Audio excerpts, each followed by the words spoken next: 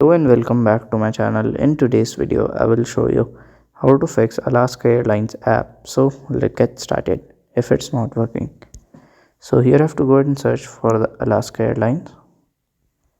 Just write for A, and here I will search for the Alaska Airlines. Okay, Alaska Airlines, as we can see Alaska here. So this is Alaska Airlines app. So to fix that, we have to press and hold it here. Then you have to click on this button. Then we have to go to the clear storage button and clear the storage. Then we have to go back and see for the app, and if it's work then fine. If it's not work, we have to check for the update.